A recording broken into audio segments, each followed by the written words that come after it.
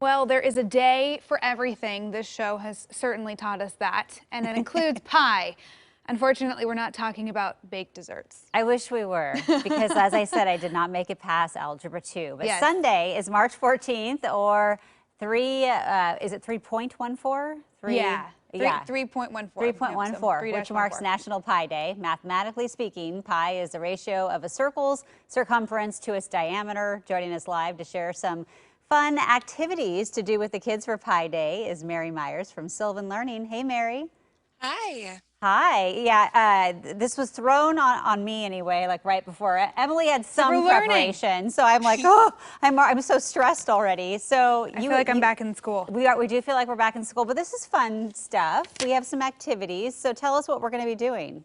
Yeah, so I actually brought 3 different activities, and today we're going to do one together, which is graphing a pi line or a sky pi line. And so that includes our graph paper here.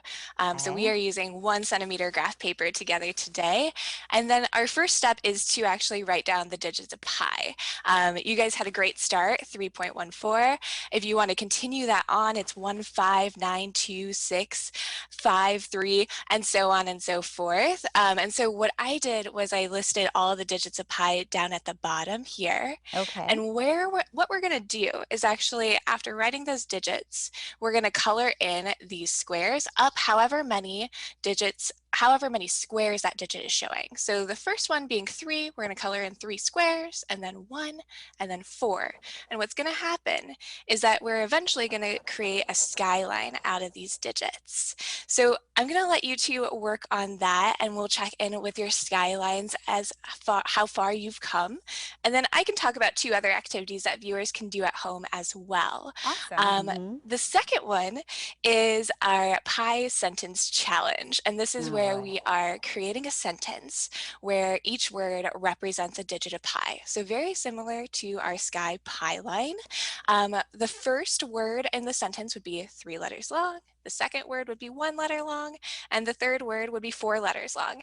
And you could keep going and going and going, because pi is a lot of fun because it never ends. It's random. It keeps on going. So you can create a long sentence or a paragraph or a novel out of it. Oh, wow. Did you write a pi sentence?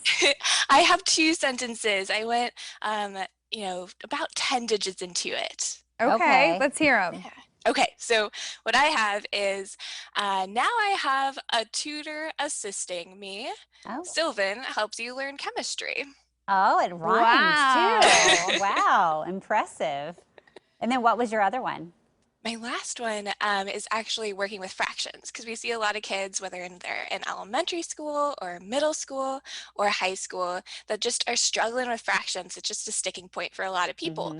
And so at our center, we have plastic manipulatives that we use just to get a little bit more hands-on. We can see exactly what a fraction relates to another fraction. But not everyone has those plastic manipulatives at home. So what I did was, at home, I created out of paper plates these fractions. So I have 1 whole paper plate, I've got 1 half paper plate, and I've made a 4th and 1/8 as well. And then what you can actually do is pile them on and see that, wow, 1/8 is 1/2 of 1/4.